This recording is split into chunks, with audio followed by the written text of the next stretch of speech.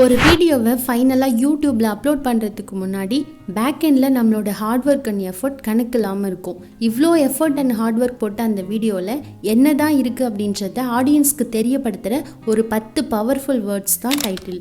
அது மட்டும் இல்லாமல் நம்ம எந்த கான்செப்டில் வீடியோ அப்லோட் பண்ணுறோம், அந்த கான்செப்டை எந்த ஆடியன்ஸ் கிட்ட கரெக்டாக கொண்டு போய் சேர்க்கணும் அப்படின்றத யூடியூப் சர்ச் இன்ஜினுக்கு புரிய வைக்கிறதும் நம்ம கொடுக்குற இந்த டைட்டில் தான்.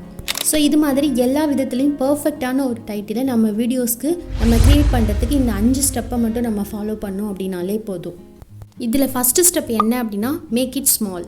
யூடியூப் ரூல்ஸ் படி யூடியூப் டைட்டிலில் மேக்ஸிமம் 100 கேரக்டர்ஸ் வரைக்கும் நம்ம கொடுக்க முடியும். இந்த 100 கேரக்டர்ஸையும் யூஸ் பண்ணி நாம் ஒரு டைட்டில் கொடுக்குறதா வச்சுக்கலாம். இப்போ எக்ஸாம்பிளுக்கு இந்த மாதிரியான லென்த்தியான டைட்டில் கொடுத்த ஒரு டெக் சேனலை நான் ஓப்பன் பண்ணியிருக்கேன். ஆஸ் எ வியூவராக அந்த சேனலோட ஹோம் பேஜை நான் இப்போ ஓப்பன் பண்ணி பார்க்குறேன். ஸோ இப்போ இந்த கிரியேட்டர் கொடுத்துருக்க டைட்டில் பார்த்தீங்க அப்படின்னா, ஹவு டு இன்க்ரீஸ் யுவர், அதுக்கப்புறம் என்ன கொடுத்துருக்காங்க அப்படின்றது நமக்கு தெரியல. ஸோ இப்போ 100 கேரக்டர்ஸ் நம்ம ஃபுல்லாக யூஸ் பண்ணி இந்த மாதிரி டைட்டில் கொடுத்துருக்கும் போது பாதி தான் ஒரு நம்ம வியூவர்ஸ்க்கு வந்து அது விசிபிள் ஆகும். பேலன்ஸ் அதில் நம்ம என்ன சொல்லியிருக்கோம் அப்படின்றது அவங்களுக்கு தெரிய போகிறது கிடையாது. இதுவே நீங்கள் ஒரு ஷார்ட்டான டைட்டில் உங்கள் யூடியூப் வீடியோஸ்க்கு கொடுக்கும்போது இந்த மாதிரி உங்களுக்கு கம்ப்ளீட்டாக வியூ ஆகும். இப்போ இந்த சேனலோட ஹோம் பேஜில் நான் போயிட்டு வீடியோஸை பார்க்குறேன். இப்போ வீடியோஸில் பார்த்தீங்க அப்படின்னா ஃபஸ்ட்டு டைட்டில் 20,000 ரூபாய்க்கு பெஸ்ட் மொபைல் இது தான். ஸோ இது வந்து கம்ப்ளீட் ஆயிடுச்சு நமக்கு டைட்டில். அப்போ ஒரு வியூவராக இதை நான் பார்க்கும்போது இந்த வீடியோவில் இது தான் சொல்லியிருக்காங்க அப்படின்றது இந்த டைட்டிலை பார்க்கும்போதே எனக்கு கிளியராக அண்டர்ஸ்டாண்ட் ஆகும். ஸோ ஒரு கிரியேட்டர் வீடியோவில் என்ன சொல்ல வராங்க அப்படின்றத அவங்க டைட்டிலை பார்க்கும்போதே நமக்கு புரிஞ்சிச்சு அப்படின்னா, அந்த ஆடியன்ஸ்க்கு அந்த டாப்பிக்கில் இன்ட்ரெஸ்ட் இருந்துச்சுன்னா கண்டிப்பாக அதை வந்து கிளிக் பண்ணி பார்க்கறதுக்கு அதிகமான சான்சஸ் இருக்குது. ஸோ நம்ம சேனலோட வியூஸ் இன்க்ரீஸ் ஆகணும் அப்படின்னா நாம் கொடுக்க போகிற டைட்டில் கண்டிப்பாக 70 கேரக்டர்ஸ்க்கு உள்ளே தான் இருக்கணும். அதாவது அந்த டைட்டிலில் 5லேருந்து 6 வேர்ட்ஸ் வரைக்கும் நம்ம மேக்ஸிமம் யூஸ் பண்ணியிருக்கலாம். அதே மாதிரி டைட்டில் ரொம்பவும் ஸ்மாலராக இருக்கக்கூடாது. இப்போ எக்ஸாம்பிளுக்கு இந்த வீடியோட டைட்டில் பார்த்தீங்க அப்படின்னா, மை ஃபஸ்ட்டு விலாக். இதில் அவங்க என்ன சொல்ல வராங்க, எங்கே டைட்டில் இருக்குது அப்படின்றது நம்ம ஸ்க்ரோல் பண்ணிகிட்டே வரும்போது என்ன டைட்டில் அப்படின்றதே நம்ம கண்ணுக்கு தெரியாமல் போயிடும். ஸோ அப்போ டைட்டில் வந்து ரொம்பவும் ஸ்மாலராக இருக்கக்கூடாது. அதே மாதிரி 70 கேரக்டர்ஸ்க்கு மேலே இருக்கக்கூடாது. ஒரு பர்ஃபெக்ட் டைட்டிலுக்கான செகண்ட் பாயிண்ட் என்ன அப்படின்னா, கீவேர்ட்ஸ் ஃபர்ஸ்ட். ஆல்ரெடி சொன்ன மாதிரி நம்ம வீடியோ எதை பற்றினது அப்படின்றது யூடியூப்க்கு புரிஞ்சாதான் அதை கரெக்டான ஆடியன்ஸ் கிட்ட சஜஷனில் கொடுக்கும். அப்போ தான் நம்ம வீடியோவை வியூஸும் இன்க்ரீஸ் ஆகும். ஸோ யூடியூப்க்கு நம்ம வீடியோட கான்செப்டை புரிய வைக்கிறதுக்கான ஒரே ஒரு டூல் என்ன அப்படின்னா, கீவேர்ட்ஸ். இந்த ட்ரிக்கை மேக்ஸிமம் எல்லா பெரிய யூடியூபர்ஸும் ஃபாலோ பண்ணுறாங்க. இப்போ ஃபார் எக்ஸாம்பிள் நம்ம வில்லேஜ் குக்கிங் சேனலோட இந்த வீடியோஸ் பேஜை நம்ம ஓப்பன் பண்ணி பார்த்தோம் அப்படின்னா, இவங்க கொடுத்துருக்க டைட்டில் எல்லாமே அவங்க என்ன டிஷ் பண்ணுறாங்களோ அந்த நேமில் அந்த டைட்டில் ஸ்டார்ட் ஆகுற மாதிரி கொடுத்துருப்பாங்க. இவங்க மட்டும் இல்லாமல் மெட்ராஸ் சமையல் சேனல், ஸோ அவங்களுமே என்ன டிஷ்ஷோட நேமோ அதில் வந்து அந்த டைட்டில் ஸ்டார்ட் ஆகுற மாதிரி கொடுத்துருப்பாங்க. அப்புறம் மதன் கௌரி சார் சேனல், இந்த மாதிரி ஃபேமஸான நீங்கள் எந்த யூடியூப் சேனல் எடுத்து பார்த்தாலும் அவங்க வந்து கீவேர்ட்ஸில் அந்த டைட்டில் ஸ்டார்ட் ஆகுற மாதிரியான டைட்டில் கிரியேட் பண்ணியிருப்பாங்க.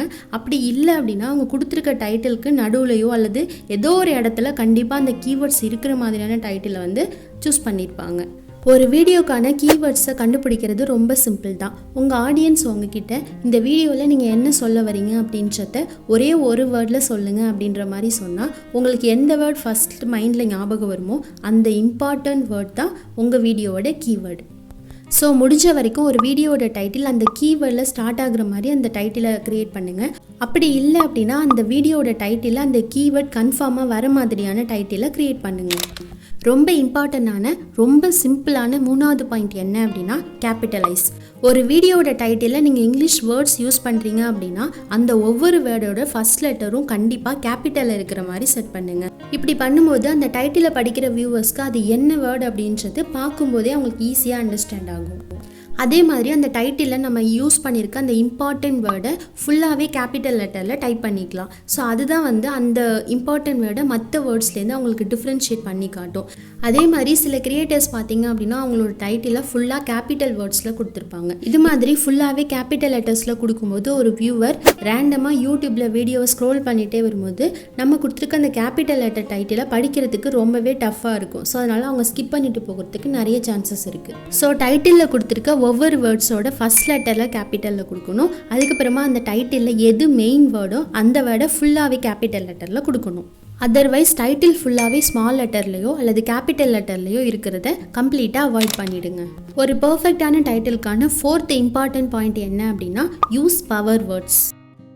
நாம் யூஸ் பண்ணுற ஒவ்வொரு வேர்ட்ஸ்க்குமே ஒரு பவர் இருக்குது. அதுலேயும் நம்ம பவர் வேர்ட்ஸை யூஸ் பண்ணும்போது அது ஆடியன்ஸை இன்னுமே அதிகமாக அட்ராக்ட் பண்ணும்.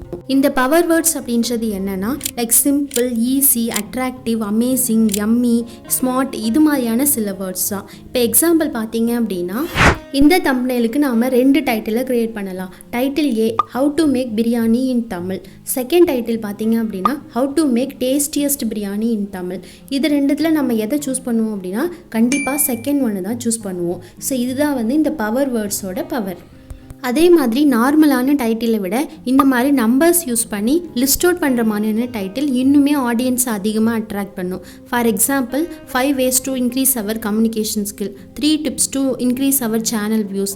இந்த மாதிரி நம்பர்ஸில் லிஸ்ட் அவுட் பண்ணுற மாதிரியான டைட்டில் நம்ம கொடுக்கும்போது அது ஆடியன்ஸை இன்னுமே அதிகமாக அட்ராக்ட் பண்ணும். ஒரு பர்ஃபெக்டான டைட்டிலை ரைட் பண்ணுறதுக்கான லாஸ்ட் இம்பார்ட்டன்ட் பாயிண்ட் என்ன அப்படின்னா அவாய்ட் கிளிக் பைட். ஆடியன்ஸை அட்ராக்ட் பண்ணுறதுக்காக வீடியோவில் இல்லாத ஒரு கான்செப்டை டைட்டிலாக வைக்கிறது. For example how to be rich in 1 day. இந்த டைட்டிலை கொடுத்தா நிறைய கிளிக்ஸ் கிடைக்கும். பட் வீடியோவோட கான்செப்ட் உண்மையாக இருக்குமா அப்படின்னா அது கண்டிப்பாக டவுட் தான். ஆடியன்ஸை அட்ராக்ட் பண்ணுறதுக்காக இந்த மாதிரி உண்மையே இல்லாத ஒரு விஷயத்தை டைட்டிலில் வைக்கிறது, அதுக்கப்புறம் வீடியோவில் இல்லாத ஒரு கான்செப்டை டைட்டிலில் வைக்கிறது, இந்த மாதிரிலாம் நம்ம பண்ணும்போது நம்ம சேனல் மேலே இருக்கிற ட்ரஸ்ட் கண்டிப்பாக போயிடும். ஸோ எப்போவும் வீடியோவோட கான்செப்ட்டுக்கு ரிலேட் ஆகிற மாதிரியான உண்மையான டைட்டில் ரொம்ப முக்கியம். Trust is more important then more clicks. So ஒரு பர்ஃபெக்டான யூடியூப் வீடியோ டைட்டிலை க்ரியேட் பண்ணுறதுக்கான 5 இம்பார்ட்டன்ட் பாயிண்ட் என்ன அப்படின்னா make it small, keywords first, capitalize, use power words, அதுக்கப்புறம் avoid click bites. இந்த வீடியோ உங்களுக்கு யூஸ்ஃபுல்லாக இருந்துச்சு அப்படின்னா கண்டிப்பாக லைக் பண்ணுங்கள். நன்றி.